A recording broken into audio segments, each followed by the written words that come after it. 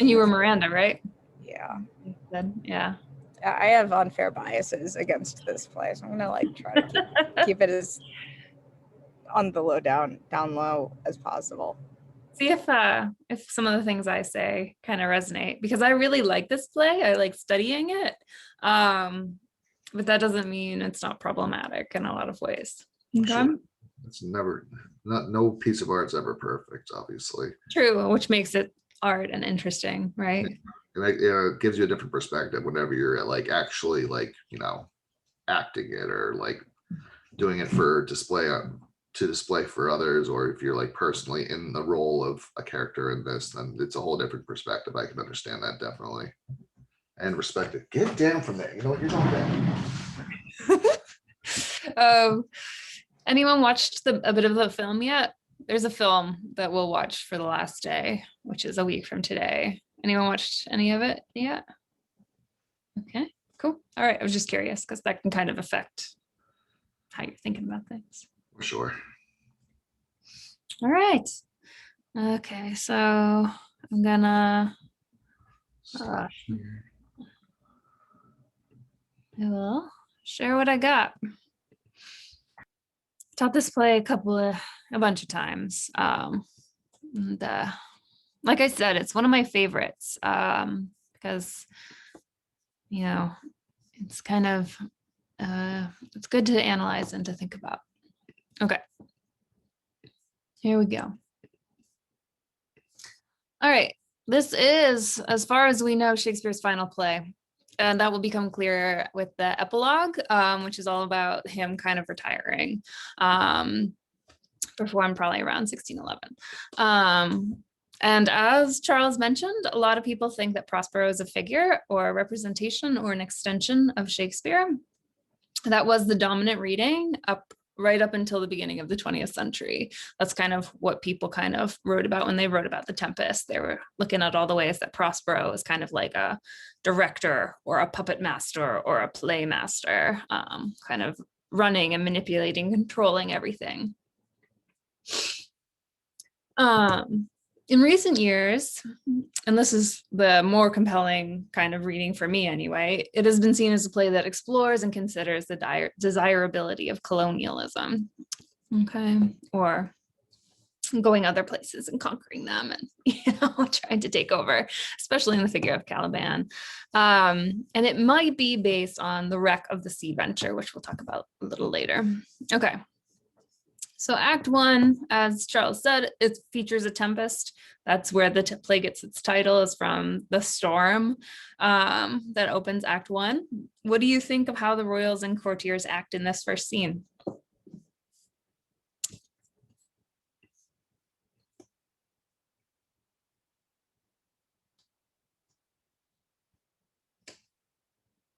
They're not nice. Truth.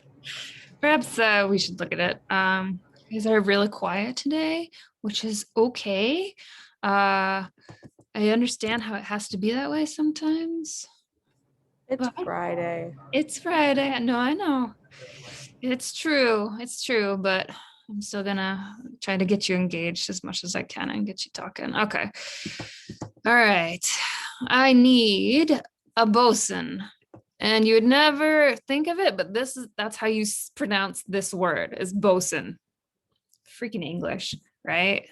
All right, I need a bosun. I can do it. Yay, thanks, Victoria. And I need Alonzo.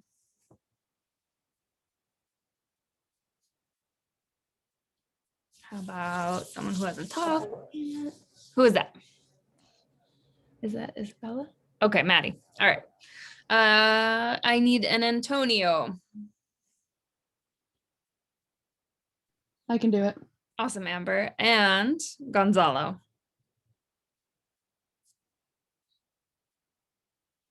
I'll do it.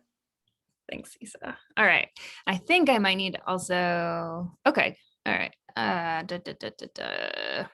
Maybe one more Sebastian. Can I have a backup Sebastian? One more. What's a backup? I'll do it. All right, Crystal. We might not get up to the part where Sebastian comes in. That's kind of the idea. Okay. Here, All please right. excuse me. Wait, who am I again? That's a good question. I can't remember. Who's that? Who's that said that? Me, Isa. Isa, I think you are, I believe you're Gonzalo. Okay, cool. Okay. All right. So, Bosun, I want you to start right here. Hey, my hearts. Hey, my hearts. Cheerily, cheerily, my hearts. Yar, yar. Best pirate. Yar, yar. Take in the topsail. Tend to the master's whistle. Blow till thou burst thy wind, if room enough. All right. Then Alonso says, Good boatswain have care. Where's the master? Play the men. Bosun. Oh, you're muted. I pray now, keep below. Where is the master, boatswain? Do you not hear him? You mar our labor. Keep your cabins. You do assist the storm. Nay, good, be patient. When the sea is, hence, what cares these rowers for the name of king? To cabin, silence, trouble us not. Good, yet remember whom thou hast aboard. None that I more love than myself. You are a counselor. If you can command these elements to silence and work the peace of the present, we will not hand a rope more. Use your authority. If you cannot give thanks, you have lived so long, and make yourself ready in your cabin for the mischance of the hour.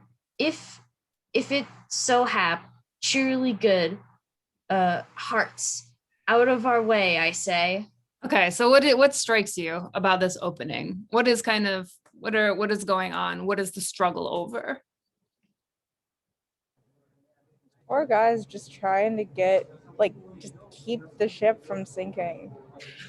So And some guys are trying to keep the ship from sinking. Basically, yeah, the bosun the and rest of them. the master, right? The bosun and the master are, it's the middle of a storm. Picture it, okay? The ship is being tossed at sea, thunder, lightning, big waves, rain, and these sailors are trying to keep the boat from sinking.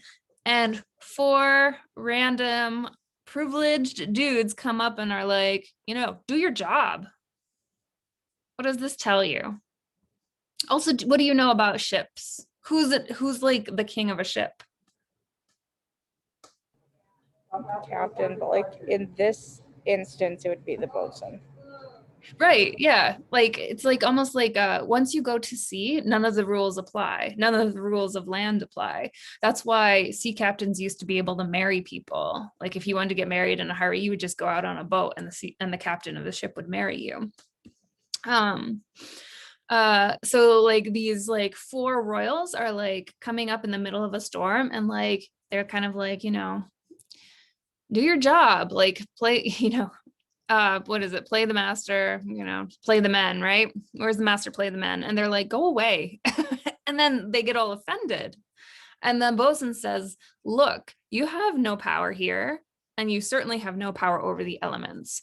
I feel like this opening scene is kind of setting up all about kind of the struggles for power and who kind of is able to kind of obtain power, who grants power, kind of misrepresentations or problematic exercises of power. Okay, does that make sense? Like they think that Gonzalo and Antonio and the rest think that being nobles makes them more powerful, but actually they're kind of mischanneling their power, misunderstanding the role they have here.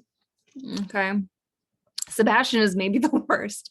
The bosun is still trying to kind of keep things going. Victoria, you want to read a little bit more, and then Sebastian and Antonio can take over. Bosun right here, down with the topmast. Down with the topmast. Yar, lower, lower. Bring her to try with the main course. A plague upon this howling. They are louder than the weather or our office. Everyone's screaming so loud that like it's louder than the storm. And Yet then, again, sorry. yet again, what do you hear? Shall we give our and drown? How have you a mind to sink? Sebastian says, Is that me? yeah. Okay. A pox so your throat, you bawling blasphemous and charitable dog. So basically, Bosun's like, why are you here again? Go back to your cabins. And Sebastian starts cursing him out, right?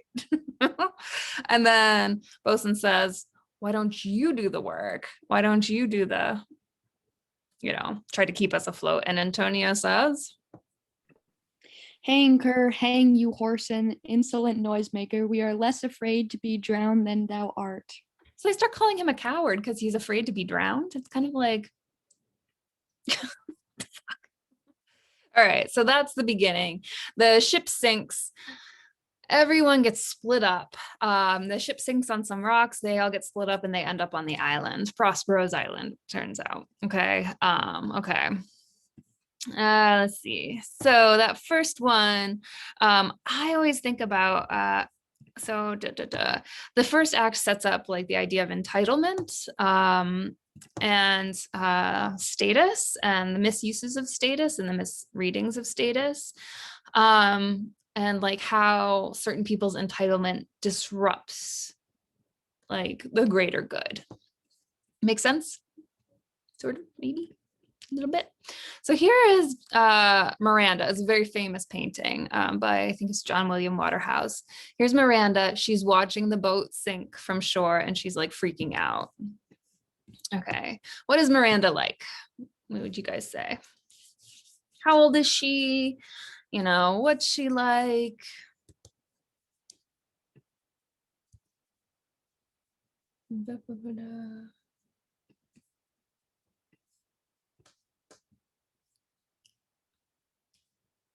She's incredibly dramatic.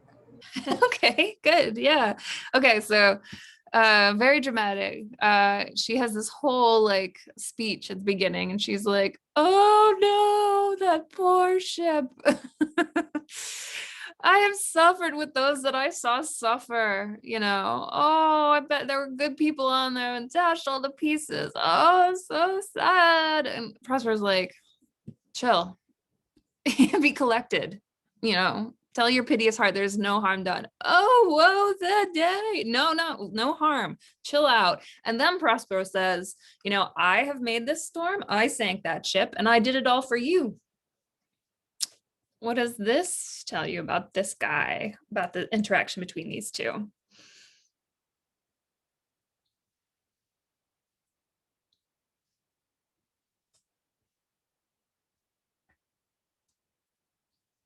I sank that ship. Yeah, you feel bad, but you should stop feeling bad. Stop it right now.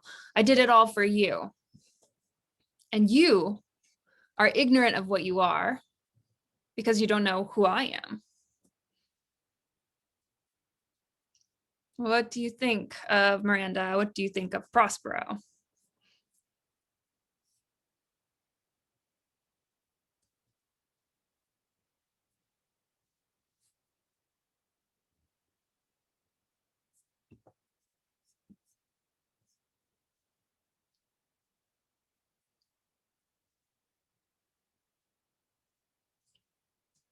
Gotta read. I don't know if I suspect it's because you just read the summaries and now you're like, oh, gotta read it. What do you think of Prospero? Let's act it out again. I need a Miranda and I need a Prospero. I'll be Prospero.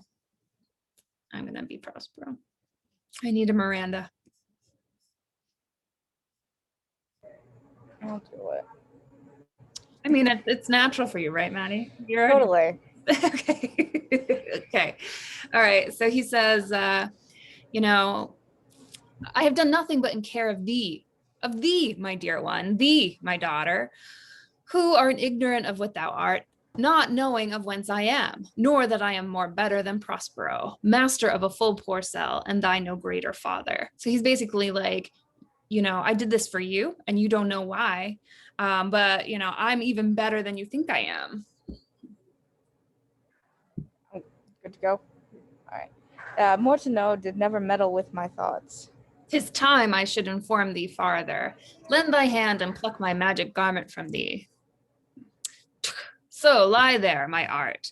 Wipe thou thine eyes, have comfort. The dire spectacle of the rack, which touched the very virtue of compassion in thee, I have which with such provision in my art so safely ordered, that there is no soul, no, not so much as much perdition as an hair betide to any creature in the vessel, which thou heardest cry, which thou sawest sink. Sit down, for thou must now know farther. He's like, don't worry, no one got hurt. I did it, but no one got hurt. Chill out, and now I'm going to tell you a story. You have often begun to tell me what I am, but stopped and left me to a boneless inquisition, concluding, stay, not yet. The hour is now come. The very minute bids thee ope thine ear. Obey and be attentive. Can thou remember a time before we came into the cell? I do not think thou canst, for then thou was not out 3 years old. Certainly, sir, I can. By what? By any other house or person? Of anything, the image, tell me, that hath kept with thy remembrance. Is far off, and rather like a dream than an assurance that my remembrance warrants. Had I not 4 or 5 women once that tended me? Thou hadst, and more, Miranda. But how is it that this lives in thy mind? What seest thou else in the dark backward and abysm of time? If thou rememberest aught ere thou camest here, how thou camest here thou mayest. Maybe you remember how we came here. But that I do not. Oh, okay. Well, 12 years since, Miranda, 12 years since, thy father was the Duke of Milan and a prince of power. Sir, are you not my father? Thy mother was a piece of virtue, and she said thou wast my daughter. And thy father was Duke of Milan, and his only heir and princess no worse issued. Oh, the heavens, what foul play had we that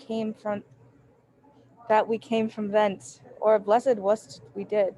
Okay, what kind of jumps out at you about this interaction? I'm gonna pause here. We'll keep going, but like, what do you notice about Prospero? What do you notice about Miranda?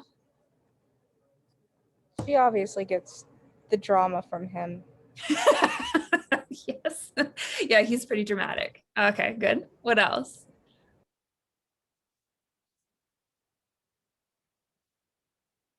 He's been teasing her, right? You have often begun to tell me who I am. She's like, well, I didn't really care to know. Like, more to know did never meddle with my thoughts, except then you started to tell me it, and then you stopped and you told me not to. Like, so what does this tell you about Prospero? So she didn't care to know, except then he started to tell her, and then when she asked questions, he said, no, don't ask me. I'm not. It's not time. He's like kind of controlling in a way. Yeah. It seems like. Yes. He's so manipulative. I find him like just like grossly manipulative, that he like kind of gets her to start wondering and then refuses to give her any information. Blah blah blah. This is also like classic kind of like creepy deferral. Like, I have done nothing but in care of thee. Do you really think he sank that ship full of people who betrayed him for his daughter? No, right? Like, no, he wants revenge. But he says to her that it's because he loves her and he's trying to provide for her. So what does this tell you? He's like kind of like, I don't know, he's an emotional manipulator. He's selfish. He's controlling, all these things. Literally the exact same as the rest of the people on the ship. Or worse, right? Or even worse. I don't know about worse, but like, and then he says like, he's like, I bet you can't remember anything. And she's like, yeah, I remember things. And he's like, what? Like, he's like shocked that she has a brain, right? And a memory. And then like, she's like, sir, are you not you my father? And I find this bit really gross.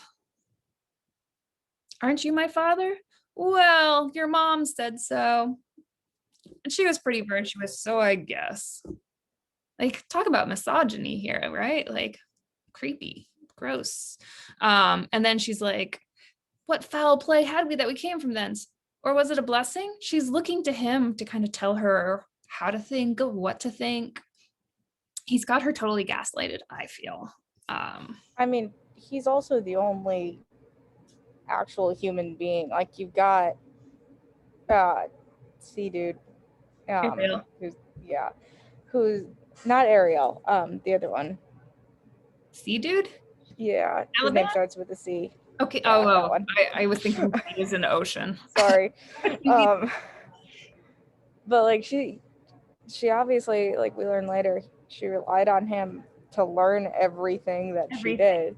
She even says, like, when she first sees Ferdinand, this is the third dude I've seen in my life. He's super good looking. And like, it's like kind of like, third dude you've seen in your life? No.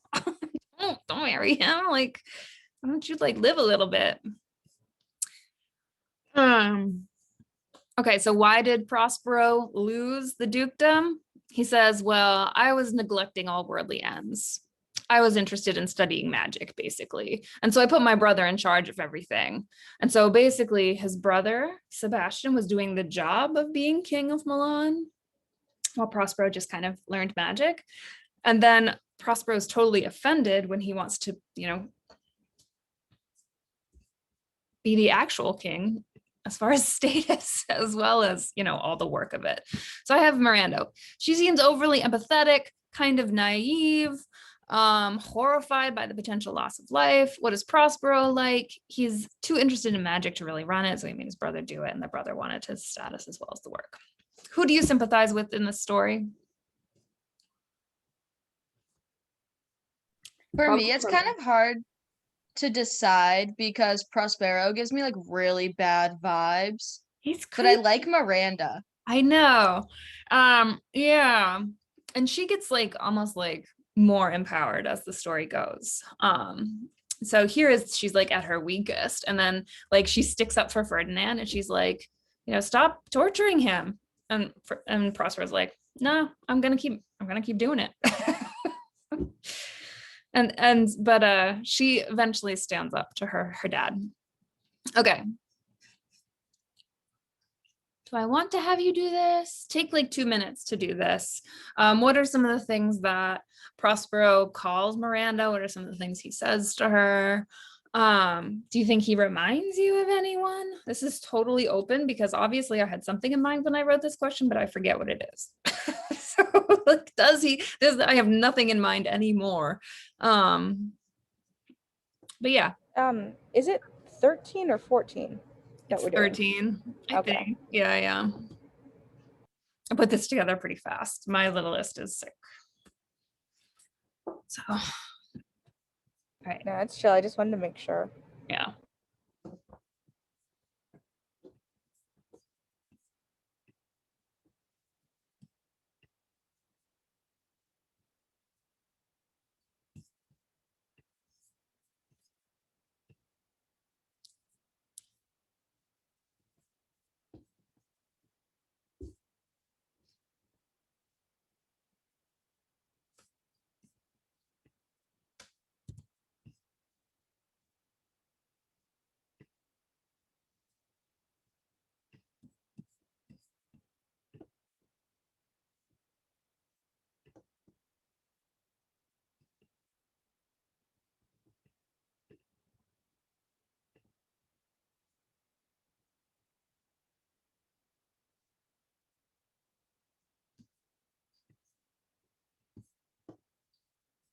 So it should be clear at this point that I think Prospero is kind of a dick, right?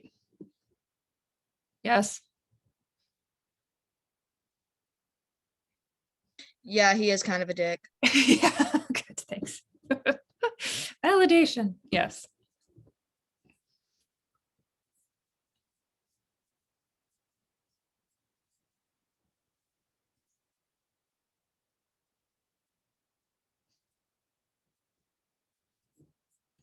Also, I don't know if this is what you were talking about, but he reminds me of Mother Gothel. Fun. I think I must have been thinking Titus or something. I feel like maybe Titus I was thinking of. Maybe Tamburlaine. It's very like all kinds of representations of patriarchy, because I find him very patriarchal. Very like, you know, do what you do because I'm the boss. Maybe I'm not remembering the movie right, but kind of reminds me of the bad guy from Aladdin. I don't remember his name. Jafar. Yes. I love it. As if that's what you're picturing when you're imagining Prospero, I'm on board. Yeah, I don't know why. That's just what my brain jumped to. Because he's kind of conniving and manipulative and magical. I see it. I see I was it. gonna go with Gaston, to be perfectly honest. Also manipulative and conniving. Yeah. Sees women as chattel or as status symbols. Okay, let me expand a little bit more on things that make Prospero a dick that you might not have noticed.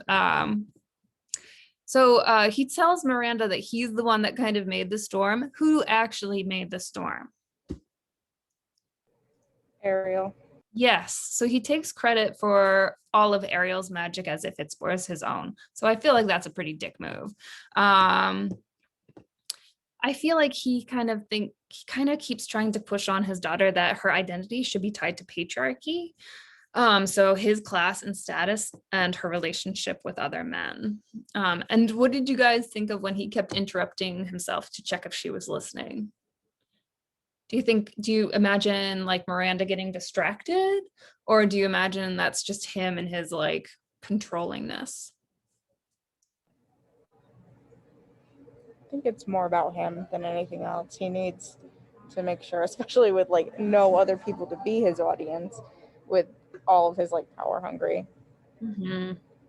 attitude character needs It could be to just be that, like, assured. I like identify more with Miranda, and like I've dealt with like older people being like, you kids, you're never listening, you're always on your phones, and like I don't know, like it seems like that kind of a thing. He calls her wench at one point, he calls her worm at one point. He puts her to sleep when Ariel comes in, so he doesn't have to deal with her, and so she won't interact with Ariel. He calls her his foot at one point, like, you know, what will my footstool, or is it footstool? I can't remember. Will that instruct me? It's problematic. So there he is with his cloak and his staff, and there's Ariel, and there's Miranda asleep. It's like, it must be weird to see it staged. So Ariel does all of the work and the magic that Prospero took credit for. Ariel wants his liberty. So he's like, you know, I've served you for 13 years. Maybe, you know, I could be done.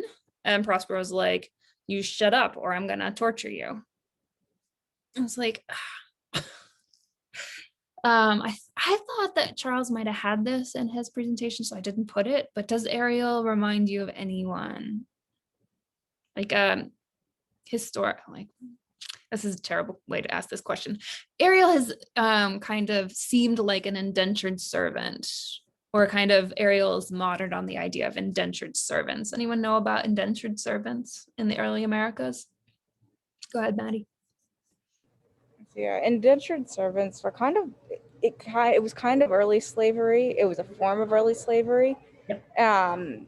It wasn't direct slavery. It was basically, especially in early America, if you were of a lower class, lower status, and couldn't get money to travel to the New World, just the Americas, you would have a wealthy family, wealthy people sponsor you to come over, and then you would be in their servitude. It was usually about 7 years, but it could continue on, and you basically had to do whatever they told you to do. You were essentially a slave for that 7 years. Yes. So it was an early kind of form of slavery. In fact, they got done with it because like too many people were like working off their debt, and people really enjoy having people do a bunch of work for them for free, turns out. And that's when they started to kind of really do the like enslave Africans and kind of bring them over. Ariel wants his liberty. Prospero says, you know, not yet. Ariel is supposed to be a willing and happy slave if he wants to get his freedom. I have that Prospero is super controlling. He has to control his daughter women in general, given his comment about his wife, who is never even named. Like, he doesn't even say her name. He just says, well, she was a piece of virtue, so I guess I could trust her when she said you were mine. Like, ugh. He needs to control his servants in the form of Ariel and his slaves in the kind of form of Caliban. He takes credit for magic since he owns Ariel. So he takes credit for Ariel's magic. So these are ways that Caliban has been represented on stage and in film. I want you to tell me a little bit about Caliban. How do you picture Caliban? At one point, Stefano and Trinquillo kind of say like, ooh, he's pretty monstrous. I bet if we took him to England, we could sell viewings of him. And this is true. The English did used to pay more to see a dead Indian than than to give for like a beggar. So they make this kind of comment. So basically Stefano and Trinquillo says like, we capture him, we take him on tour, people will pay us to like look at this exotic and weird monster. How do you picture Caliban of these kind of images, and what is Caliban like? Do you feel bad for him? So, Or why not? like every time I read this or this comes up, I automatically go to Hunchback of Notre Dame. Sounds legit to me. Like, I mean, this guy is almost like a golem, like a fat golem hunchback kind of figure, right? This one's got like shells and stuff. This one looks like he's kind of half fish, which they kind of say he's kind of half fish. What about this one?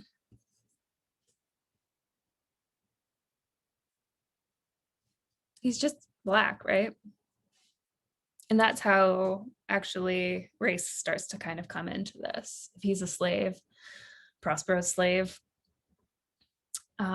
people keep saying he's monstrous, but is it just because he's black? Especially because where's his mom from? Sycorax, the witch who imprisoned Ariel, was his mom, and she's from Algiers. Anyone know where Algiers is?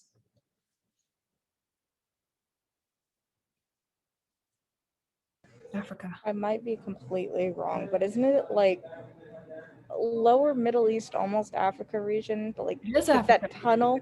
It's Northern Okay. Africa. Yeah. So we got that Caliban is the son of a woman from Africa, and has been enslaved by these Italians who have landed on his island. So some people have chosen to kind of portray him as creepy monster, and others just as a black man. So how did you picture him? Do you feel bad for him? Why or why not? I don't, because he tried to rape Miranda. I think he deserves what he's getting. We do have that really problematic part about Caliban like being like wanting to rape Miranda, right? And so that's not good. And that really kind of prevents a lot of sympathy for him, especially from modern audiences. So when he first shows up, he's cursing them and he's like ignoring them, and he's super defiant. So a lot of people see like Ariel as like the kind of like the happy slave / indentured servant, and Caliban as the like, rebellious slave. Ariel is the submissive, well-behaved slave, and Caliban is the rebellious, uncowed slave. He says like, you came and you taught me language, but the only thing I learned is how to curse. And I'm glad I learned how to curse you because you guys are worth cursing. So I'm going to do something weird, which I never thought I would do, and try to kind of justify Caliban and his interaction with Miranda. I don't know even if I believe this, but I'm just I like Caliban. I think he's got legit kind of complaints against Prospero. Basically, Prospero was like, I always treated you well until you tried to rape Miranda. Do you think that's true? Why not? I think in Prospero's mind, that's true. but I think like as in like an outsider reading it, I don't think it's true just because of the way that he is, like how controlling and manipulative. So like if anything, the way that he treats like Miranda could kind of be in a sense the way that he treats him. Like he probably just used him in a sense to be like, oh, he knows this island, he knows where things are and like how to get around, stuff like that. So I'm gonna use him until I know everything and then I can get rid of him. Right. And like, I'm like, I I mean, also, go ahead. sorry, I No. also wouldn't be surprised if it was all like BS, if he like told Miranda this happened and like she didn't remember it, or even if possibly it could have been somewhat of a consensual encounter that he saw, and either Yes. Miranda said it was rape or he just assumed it was. Right. Especially considering like if we read Caliban as a Black guy and the history of how Black men have been treated when they have amorous aspirations to white women, right? And how women have been treated if they don't say, well, of course it was rape, you know, they would then get punished by patriarchy. Well, yeah, think right? like Othello and Desdemona is like almost the same situation. Well, not almost the same, but an example of how It's a similar setup, biracial right? couples were not supported. Yeah. And also like imagine you're in Caliban's position. There's 3 people total on the island. One dude and one lady, and the dude is the lady's father. So I mean, obviously it seems to him like, what are you like to have more people on the island?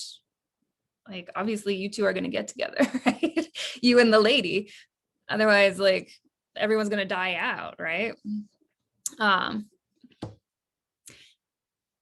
So he tried to rape Miranda, but then like given Prospero and given my own desire to read Caliban as a little more sympathetic, I have all these questions. He's a really complex figure, especially now, post-colonialism. When this play was performed in places like Africa, where the British had heavily colonized and subjected and oppressed the local populations, Black men and women, the people like would sympathize so much with Caliban. So like the British would come in and they would put on The Tempest and they would be like, let's educate the masses, you know? And the people were like, go Caliban. And they were shouting encouragements to him from the audience and they hated Prospero.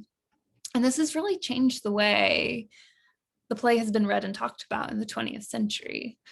All right, what else do I like? Okay, let's see. I have like 3 minutes left of class. Oh, yeah. So Prospero plans to have Ferdinand and Miranda fall in love, but then he also thinks that if it's too easy on them, they won't value it. So he's going to put all of these fake roadblocks. So manipulative. Ferdinand gives a conditional proposal, like he says, like, you know, if you're a virgin, you should be queen of Naples. We should get together. I feel like other women, Miranda is the only woman in the play, but other women do haunt the play. We got Miranda's mother. She does not get a name. Just, you know, she's just identified as a piece of virtue, like so dehumanized.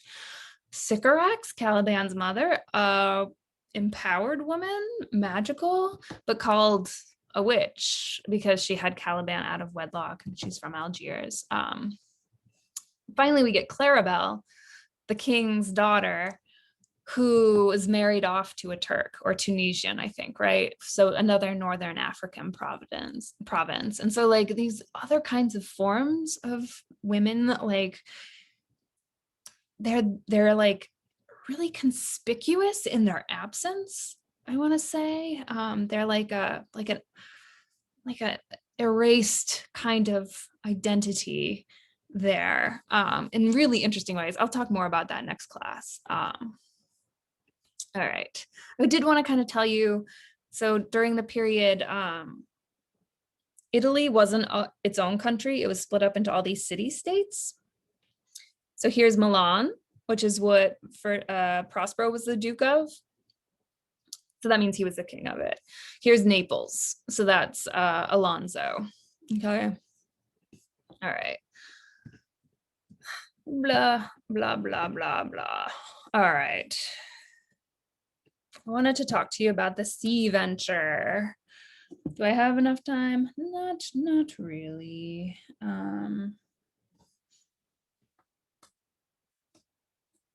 Rosellen, you want to talk about the sea venture next time? Sorry, what was that? My internet cut out. Do you want to talk about the sea venture next time? Maybe.